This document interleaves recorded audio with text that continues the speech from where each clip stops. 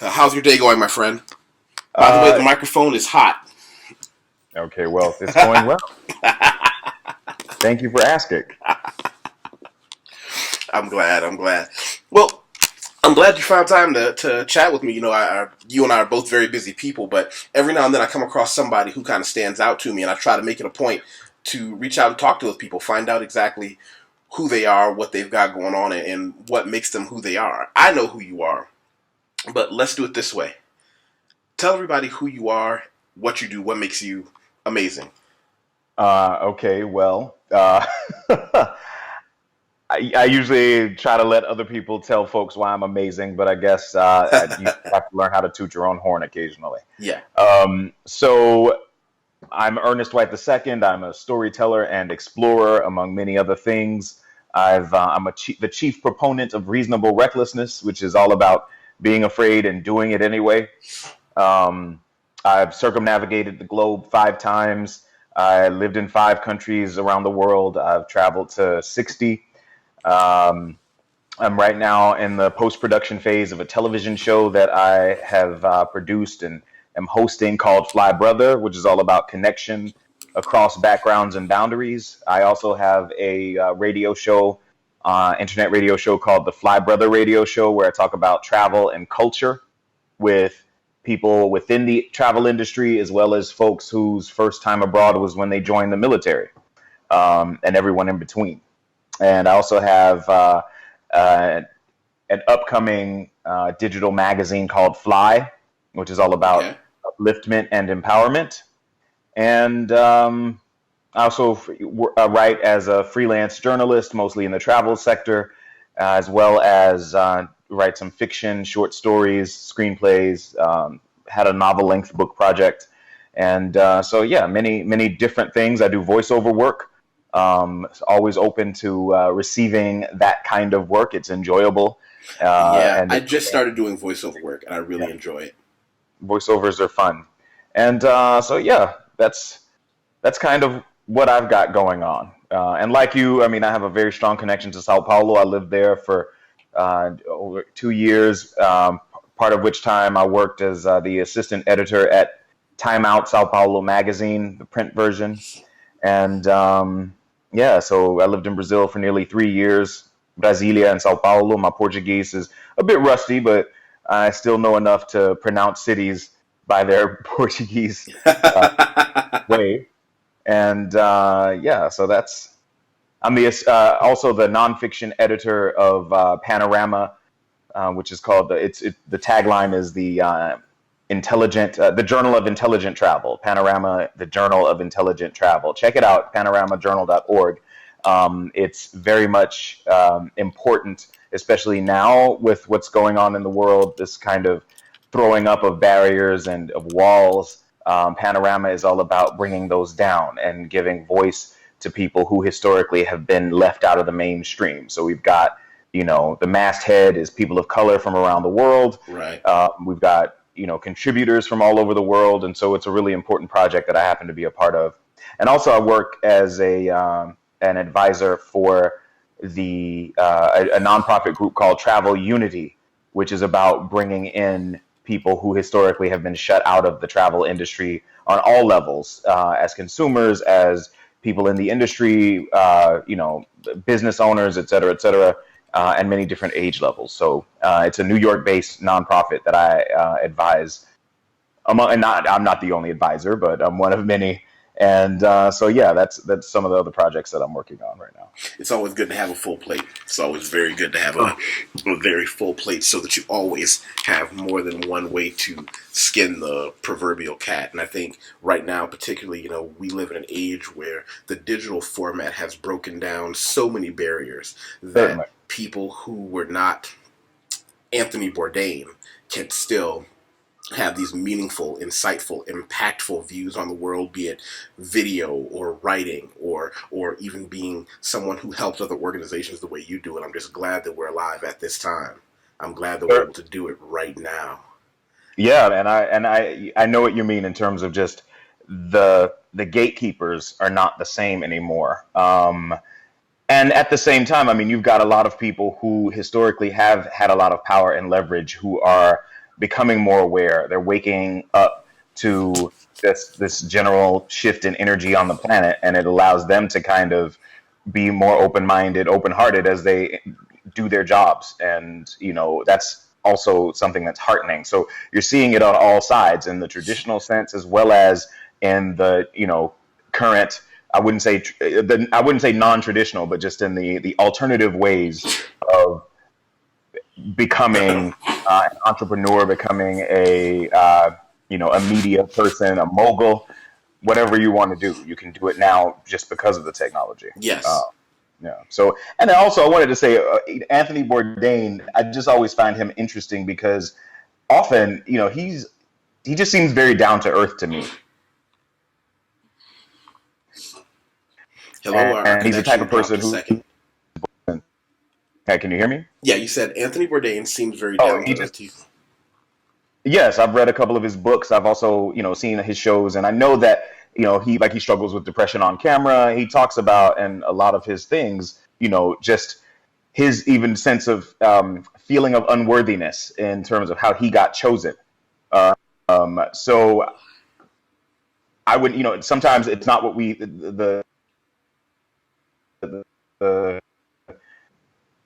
what we see on the surface story.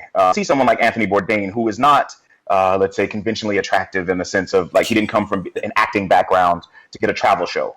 He's got tats. He's got, he looks kind of grungy. He worked in the restaurant industry for a long time. Started as a dishwasher. So even though the more traditional media kind of pathways have opened to him, he still paid a lot of dues in ways that other people may not have necessarily. And I think that's why he resonates with people so much. He wasn't polished when he started his show. So, and I appreciate that because it means that, not that everybody can do it, but it just kind of grounds him a bit in terms of relatability. Yeah. Yeah. Relatability is something that can't really be, you can't measure it. You can't tell people this is the relatability factor. You can simply be relatable or not. Exactly. Agreed. And that's, yeah.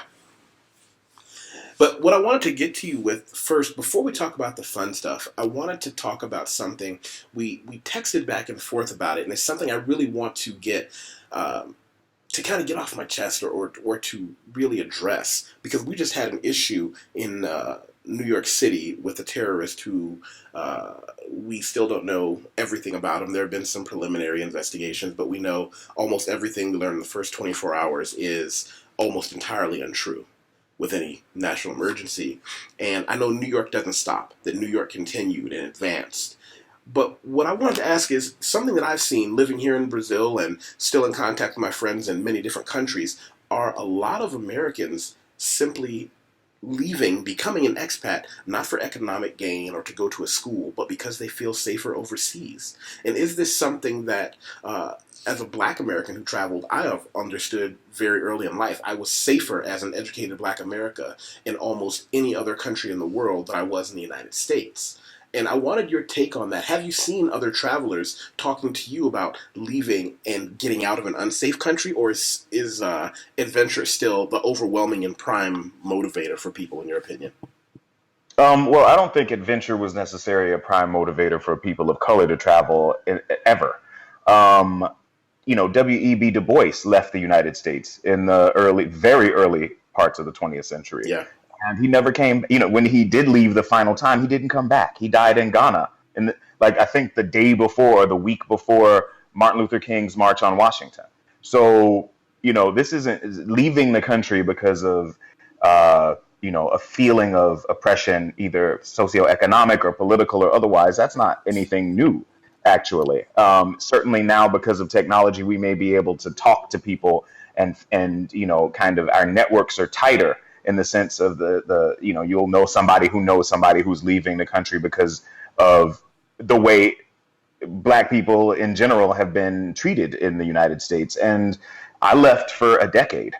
There was an adventure aspect of it, but I was also just tired of being harassed by cops in Washington, D.C. that was at the time when it was considered Chocolate City. And here I was with Florida license plates going to graduate school at American University, and I can't even sit and have a conversation with a friend of mine in a car without four, police officers showing up. So and that was back in like 2005. So again, we're not talking about anything new. When I actually wrote an article on my blog, and it also appeared in a few places, including Abernathy Magazine, which is a digital magazine of which I was a founding editor. The founder, Willie Jackson, is a really, really great guy. He wanted to kind of join in on the conversation after, I think, the Mike Brown verdict. Okay. And kind of have a way for people, especially brothers who were working in like corporate type situations and just feeling like they were between a rock and a hard place in terms of being able to talk about the issues as they saw them and their realities, of course, earning their living in corporate America. But for me, I guess the other shoe dropped after the Trayvon Martin verdict. I mean, I had come back to the United States after a decade abroad, and then that went down in my home state of Florida. And I mean, I heard a lot of ignorance coming from, my own people, even about like, everybody wanted to boycott Florida.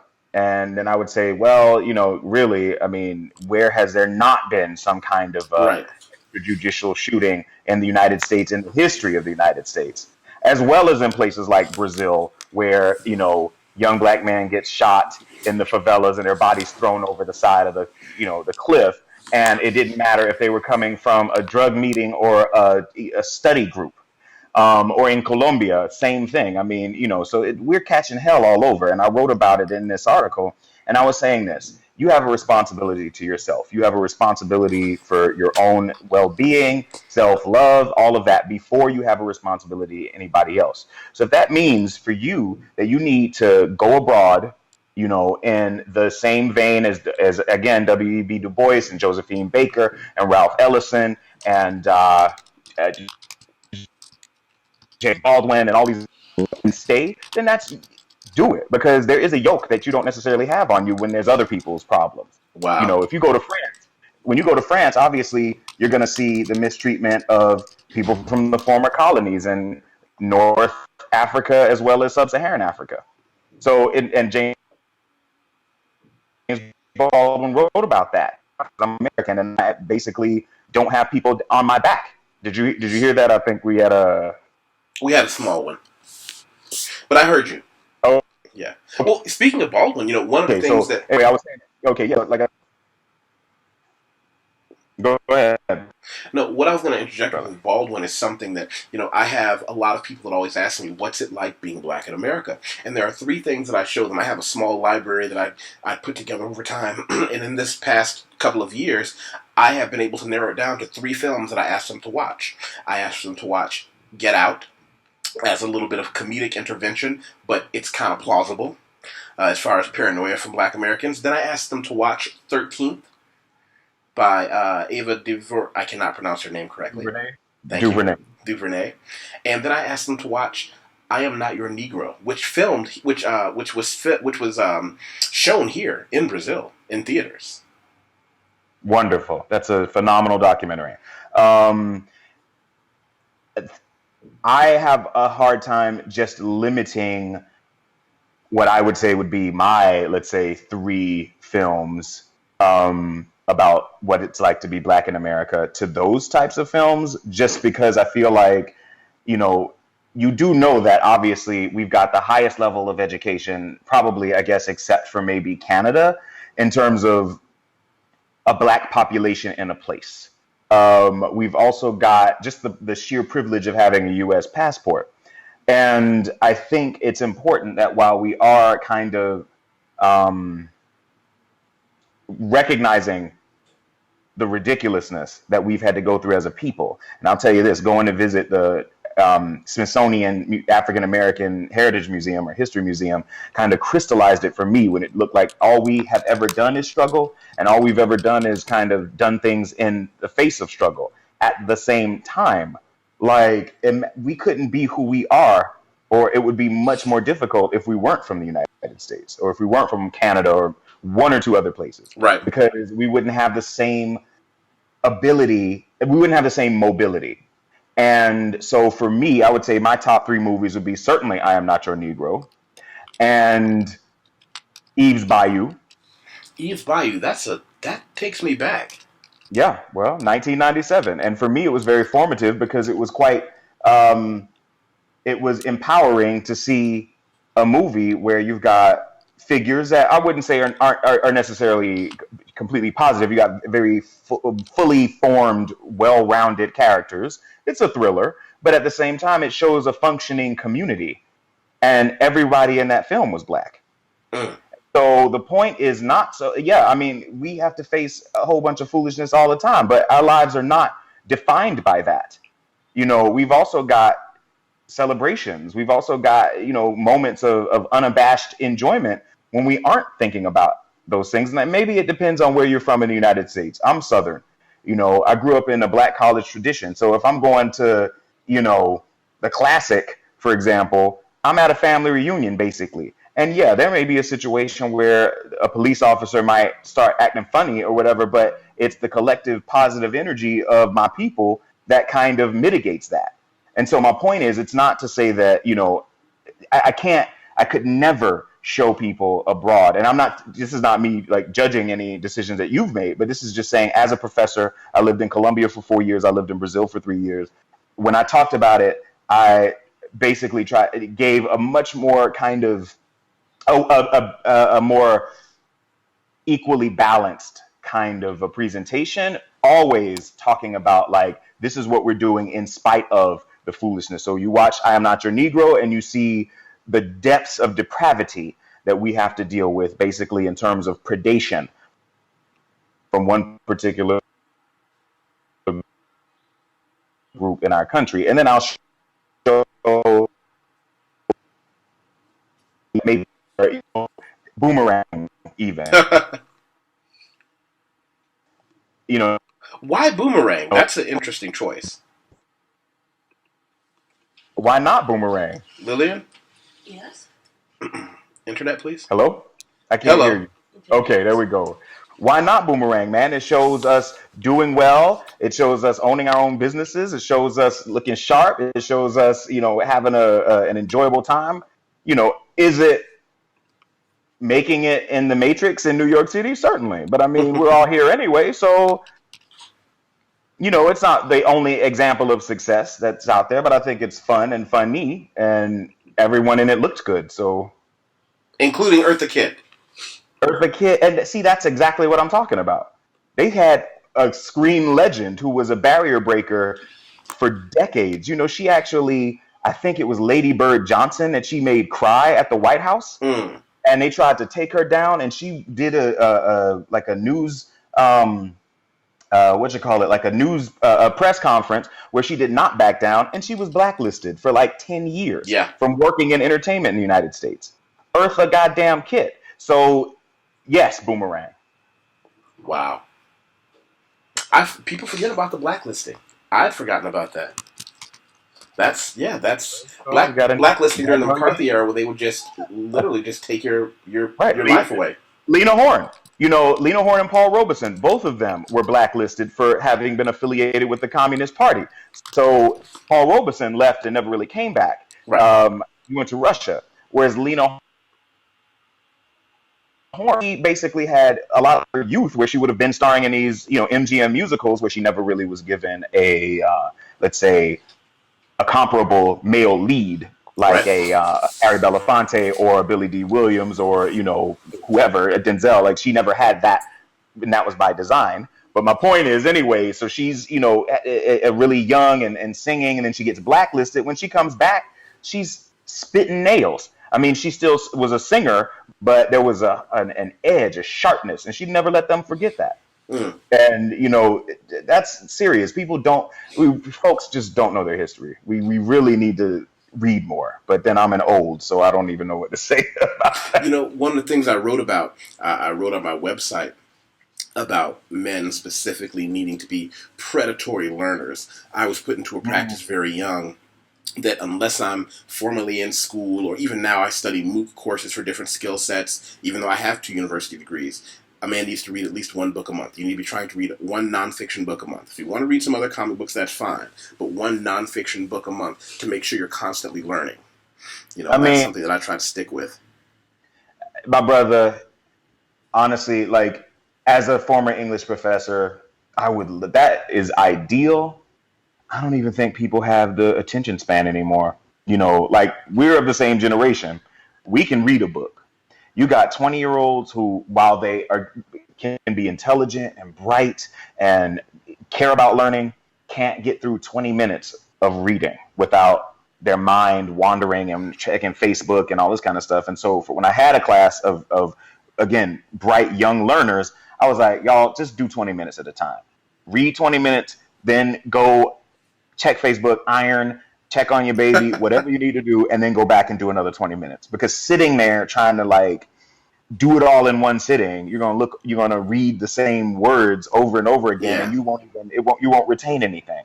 And so that said, this is where, for me as an educator, film can come into play. Obviously, with any media, you're dealing with the bias of the creator. Right. That can be something positive in the case of I Am Not Your Negro, which was spectacularly done by a Haitian French director. Um, and then you've got like, I don't know, other films that just leave a lot out, change characters, change existing figures and all that kind of stuff. So you really do have to be careful, but at the same time, at least it's a way of trying to bridge that gap between what folks aren't getting because they aren't reading and the foolishness that's being shoveled to them via mass media.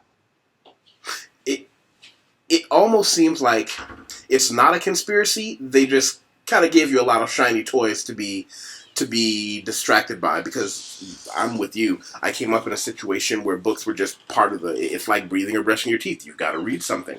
Oh, no But doubt. yeah, I didn't have all the distractions, but at the same time, I had a home where reading was, that old commercial reading is fundamental. So that's what it was for me. It's a difficult. It's a Man, I was how do going we to get say that that's part of balance? our privilege, right? That's part of our privilege to be raised in a household where education mattered.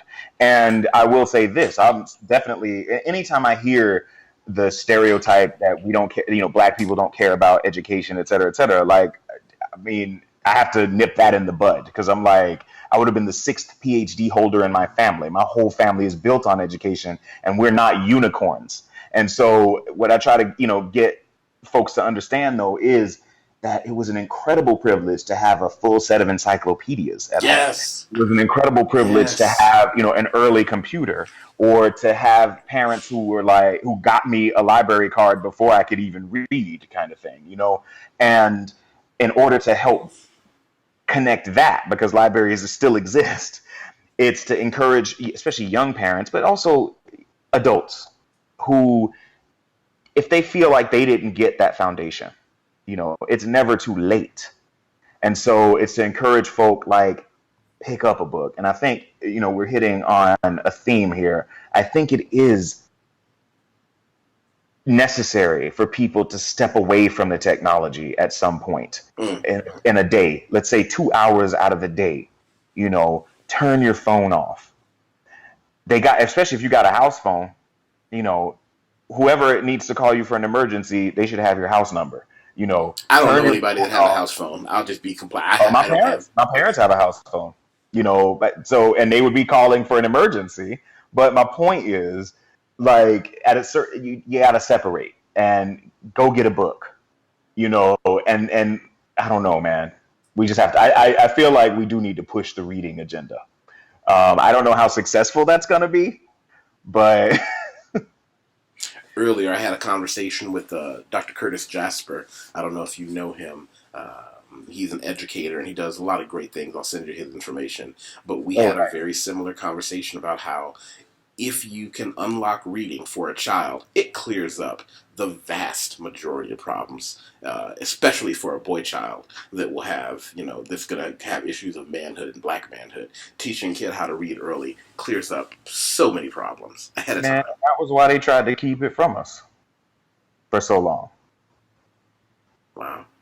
You're absolutely right. I You mean, told me you were an educator yourself, though. Did you finish a PhD, or where were you teaching? no, I didn't finish my PhD. I was teaching in both Brazil and Colombia, and then the United States as well.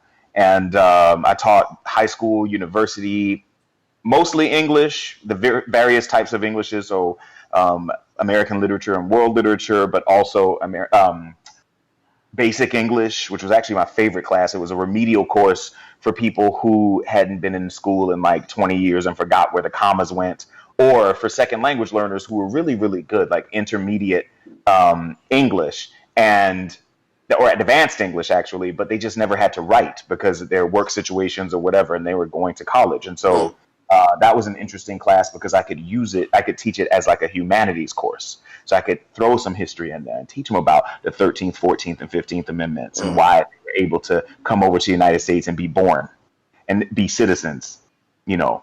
But then at the same time, why they want to talk crap about Black Americans, you Yes. know. So reaping the benefits and getting the Martin Luther King scholarship and all of that. But anyway, that's a whole other issue. I also taught, I taught English composition. I was teaching, also taught American cultural studies and U.S. history and world history and so many different things in the history and social sciences areas from high school through university.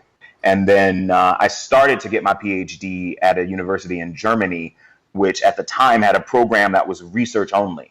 So you only had to show up to campus like once a semester. And I was going to study basically the history of African Americans in commercial aviation, because the story of like red tails and black military aviators has been told. But what happened later when they tried to get jobs in the growing jet age and American commercial aviation sector? Two airlines had to well, actually, Continental Airlines was sued in 1962 by a brother who was trying to get a job there. And while that lawsuit was happening, American Airlines hired a black pilot because they were like, we don't want to get sued, and we see the writing on the wall. So, I was going to study that.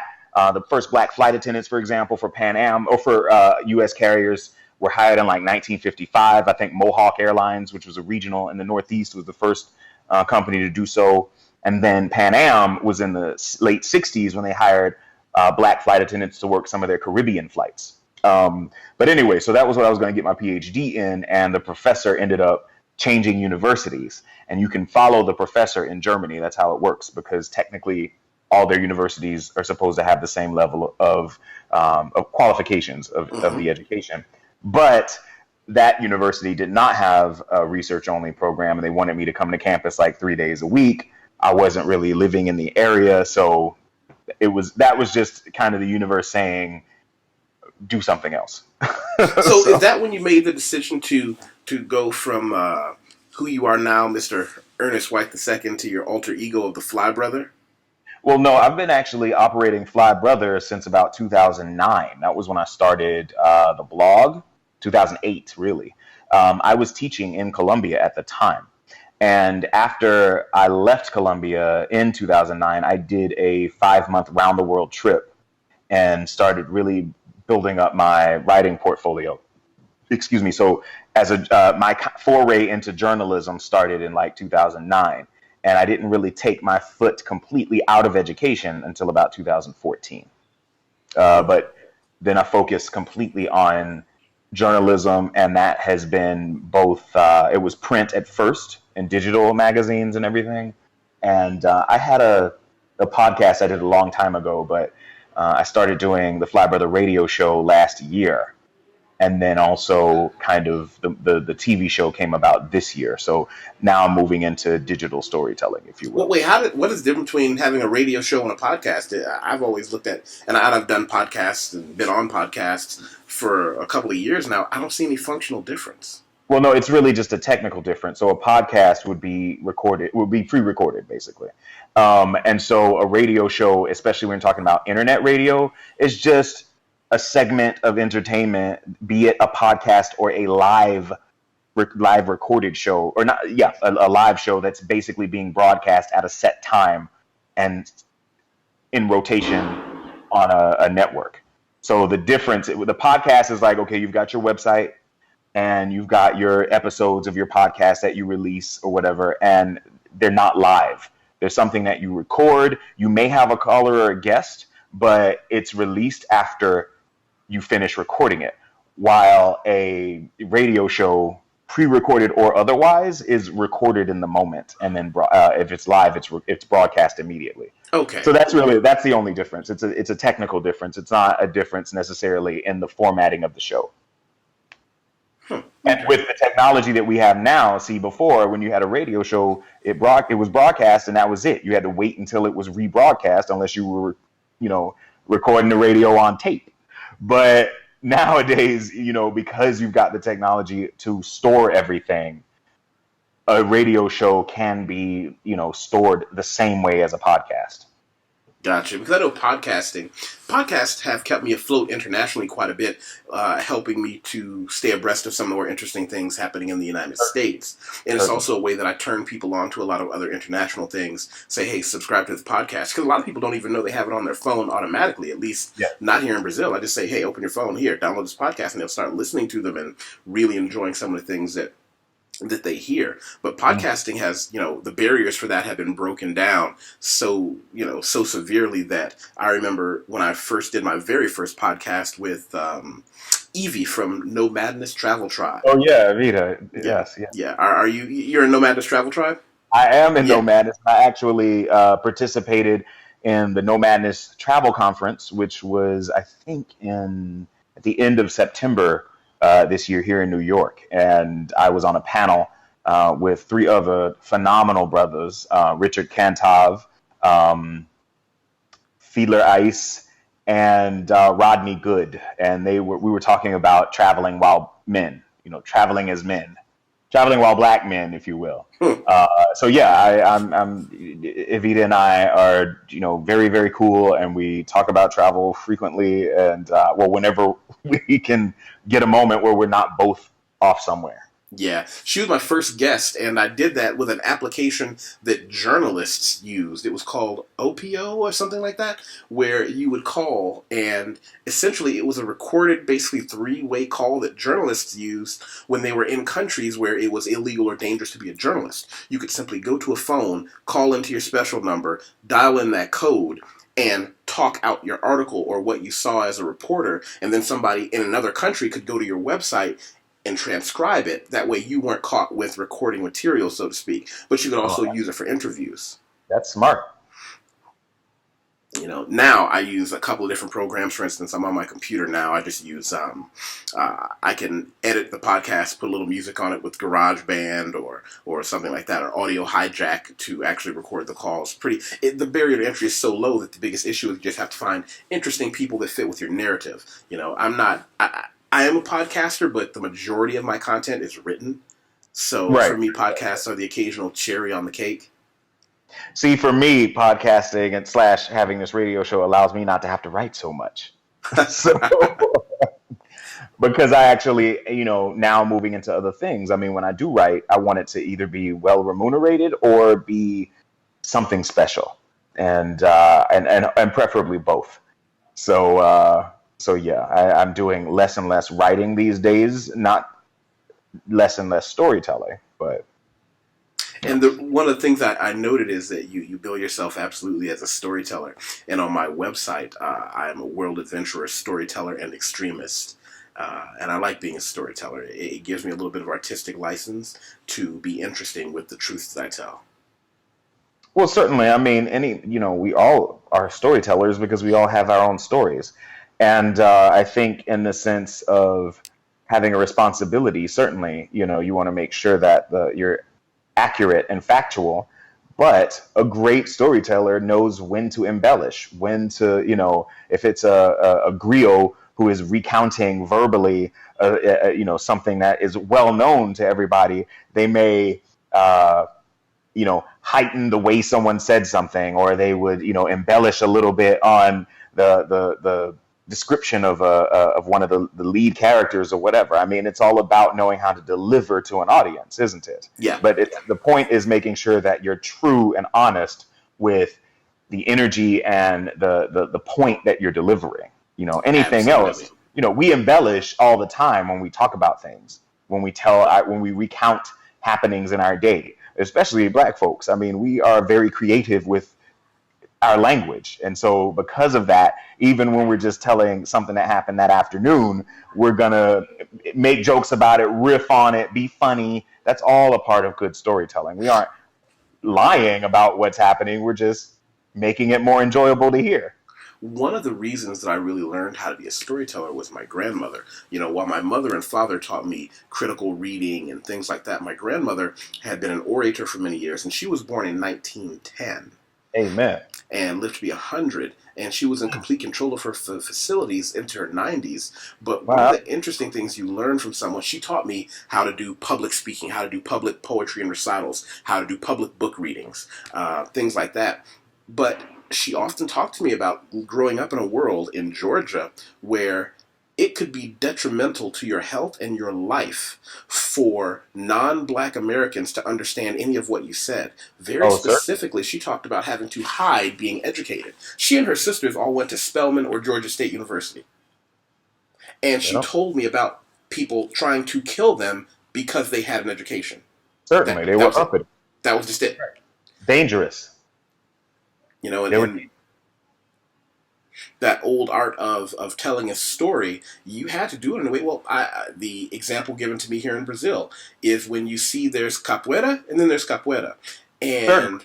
And it's the concept of the malandro. Right. Well, there's the dance of capoeira that people think is a dance, but really it was to hide the martial art. It was to Right, hide the fact that they were training, and they right. were training to whip somebody's ass if necessary. But when folks came, when they changed the drum beat to represent the horses that were galloping towards them, that let everybody know that, oh, dance time. But I mean, that's a matter of survival that we've been doing for the centuries that we've been on this side of the ocean. Yeah, one of my friends actually told me an interesting thing about hand play. I studied Brazilian Jiu-Jitsu. I train in Brazilian Jiu-Jitsu. I don't know if you do any martial arts or sports, but he was telling me that in capoeira, there are certain things that don't seem relevant anymore. No one can understand why they hold their hands that way. And he took off his head rag and tied his hands together. And he says, the reason we do certain things this way is because you may also have to fight while your hands are shackled. Hmm. And that's that. To this day, they're still learning that. Because he's like, and it's interesting that for something that happened hundreds of years ago, it's still relevant now that your hands, as a Black man, might be shackled some way, and you may have to fight to the death to get away. Well, And it's 2017. there's nothing new under the sun. I mean, now, having said that, those of us whose hands aren't shackled, what are we doing with those hands? And see, this then is where, for me as an educator, as a storyteller, it's like, look, if you don't have somebody foot in your ass right now, then you need to be running towards your destiny. Wow, what are we as people? I'm going to type that. Whose hands are not shackled doing? Because here's the thing, man. Look, I know very well what the positive and negative benefits of the skin that I'm in. Meaning, I recognize that I get certain levels of privilege having to do with kind of being quote unquote mixed looking and all this other foolishness.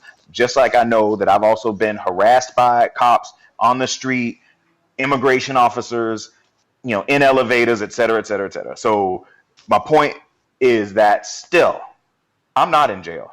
I'm not dead. I've got my mental faculties. I've got 5 working limbs.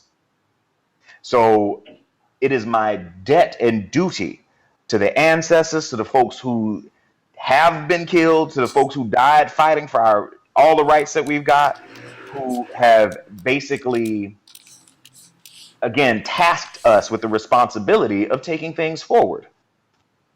And so for me, like, it just gets frustrating when you see people who are living mediocre lives, or who are afraid, or who are, and fear is, I'm not saying that fear is not a thing. It's be afraid and do it anyway, like I said earlier on, but a lot of people have it in their minds they can't do something because of the way society is set up. Society is set up in a way that screws most people, right?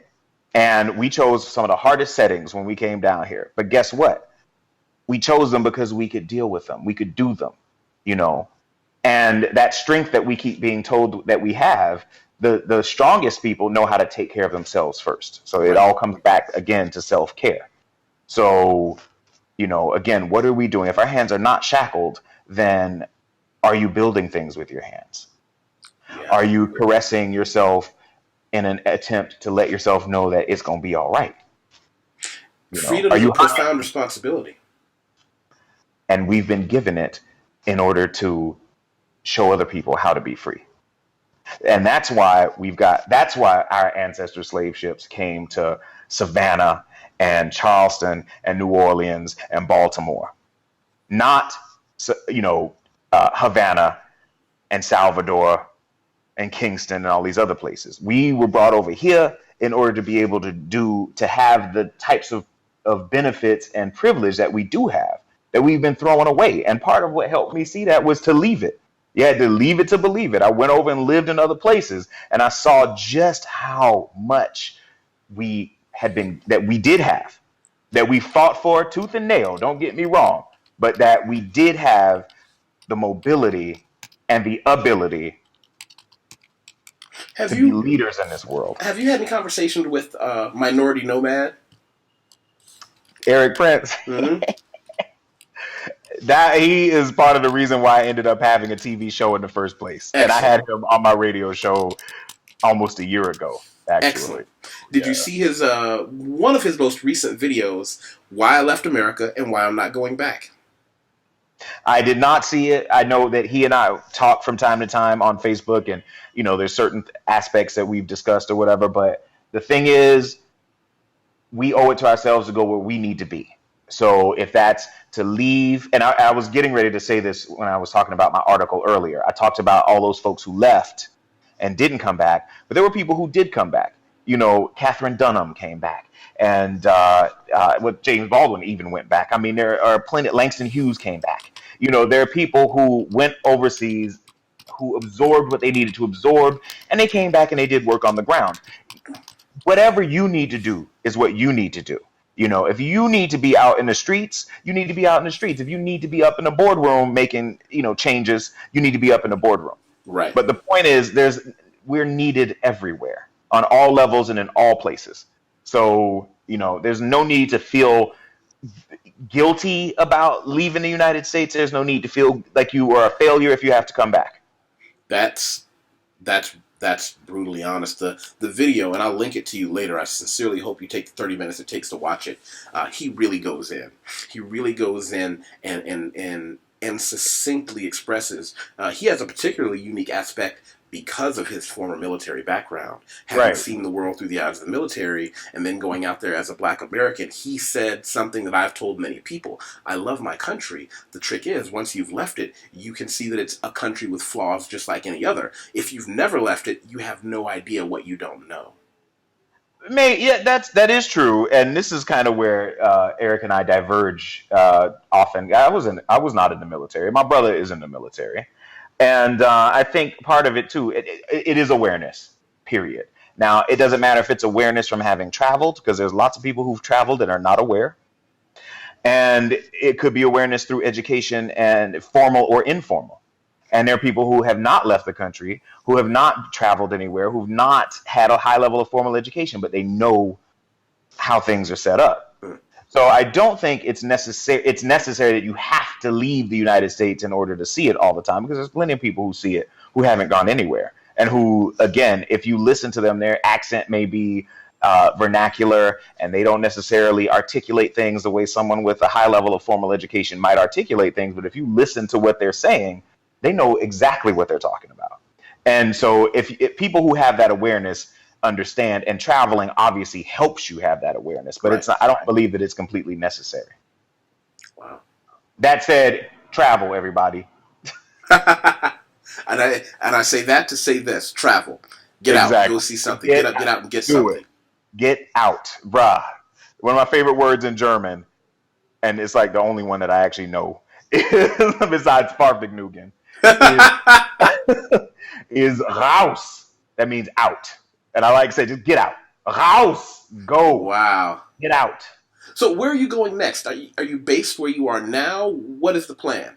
Well, New York is my American home base. I go to South Africa often. I go to Brazil often. Those are two countries that I have a very, very deep connection with and an abiding love for. Sweden is another one.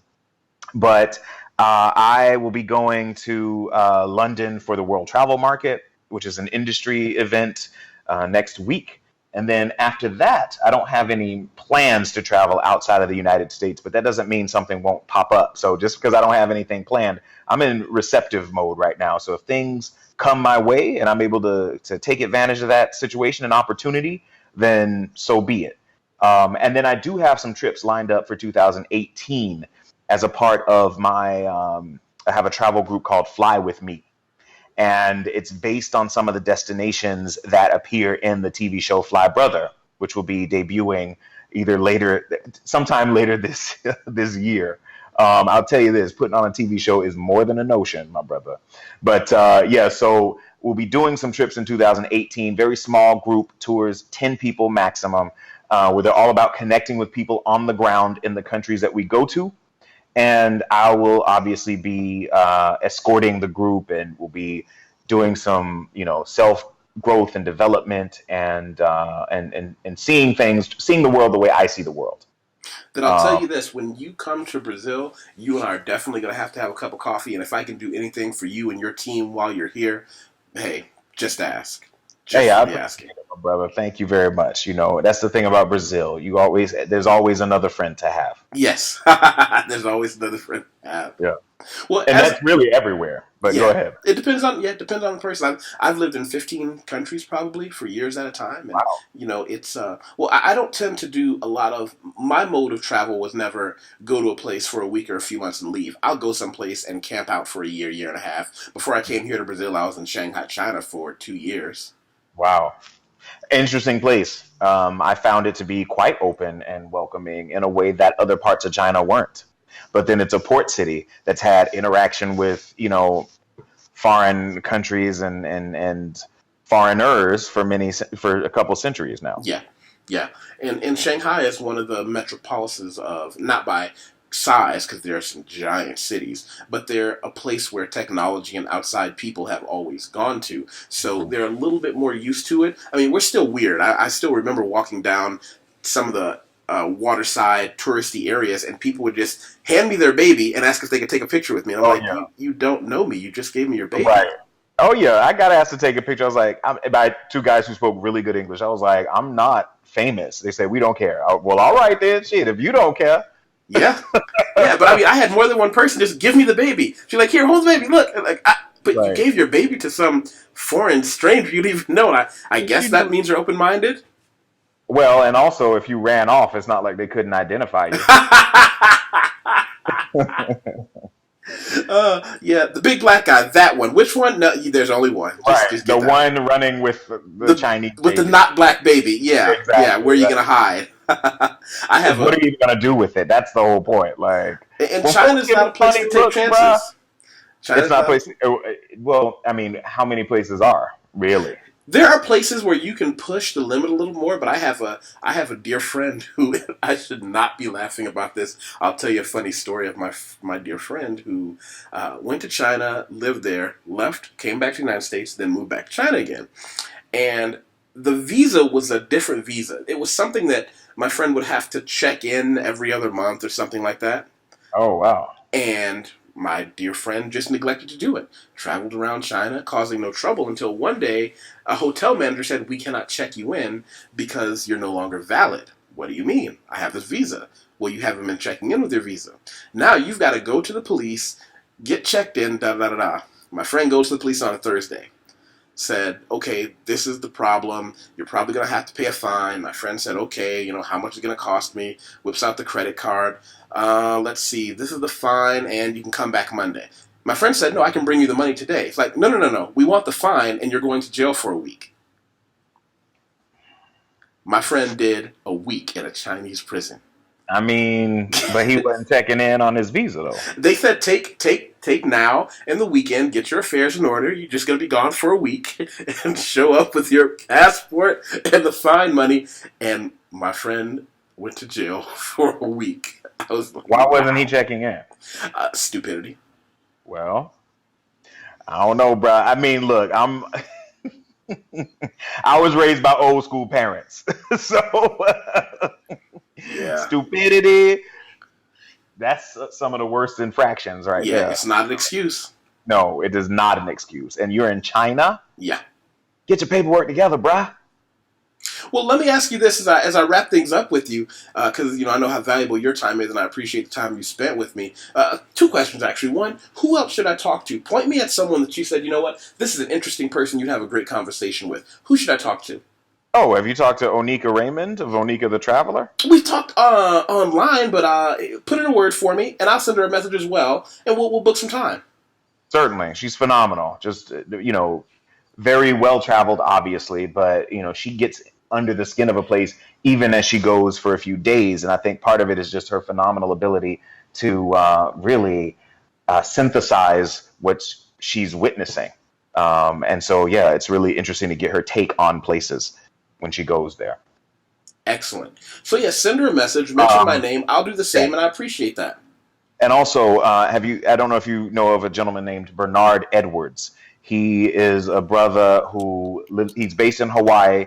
He's a veteran, and he had a website called Unconventional Veteran, but he's turned it into Veteran Nomads. And part of it is about trying to get people to travel more and be location independent, to be digital nomads, but it's also a way to cut down on veteran suicides, which, obviously is a major issue that folks are coming back from combat and are not prepared to re-enter society. So his whole thing is like, when people feel like they have no purpose, that almost hastens that particular, kind of situation. And so his idea is to help people to really regain a sense of themselves and to move forward and have a productive and enjoyable life, which may not necessarily be working in an office. It may be all about going to different places and creating businesses that don't require you to be in one geographic location. Yeah. Wow. And he's just a really good, a bright, very heart-centered brother. I love him, and he's just a really cool dude. We may have interacted online, but same thing. Say hello to him for me, and I'll also go through for him. I appreciate that. I'll definitely reach out to him. Maybe in a couple of days I can have a sit down with them. Last thing I'll say is I always try to put some music on the podcast. What two songs get you going? Something I can put in the beginning, something I can put at the end that really show us who you are and what goes on in your mind. What gets you going? I mean, wow. That's tough because there's so many different songs. So let me see what I've got right now on my phone.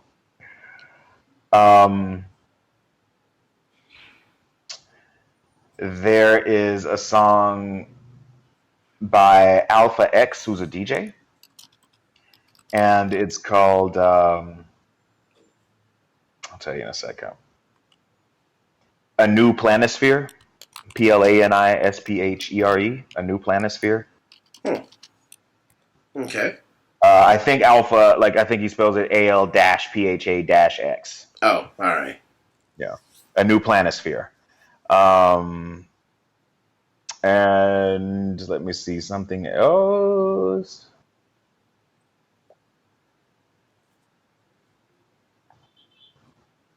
I'm looking at my phone again.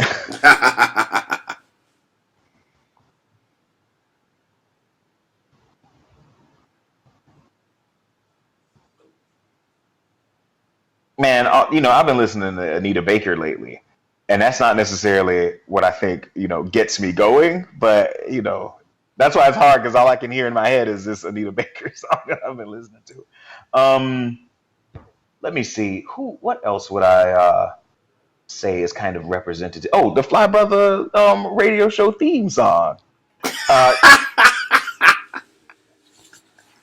So actually, there is this song that used to be kind of like the Fly Brother theme song. It's called "Adore," not Prince's "Adore," even though I adore by Prince, but "Adore," and the group is called iCube, I:CUBE. So those two, they're both instrumentals, but they both kind of speak to, I guess, the way my soul operates a little bit. Okay. Yeah. By iCube. That's an interesting name because it's so close to Ice Cube. It is, but it has nothing to do with Ice Cube. Noted. Noted. All right then. Thank you. Is there anything you want to ask me before I run off? When's my check coming? That's in the mail, and you know the Brazilian mail service is kind of dodgy. Okay, so never. All right, I understand. I appreciate it. I appreciate the effort, my brother. You have a great day, and thank you. Thank you, man. Thank you. Bye bye. You too.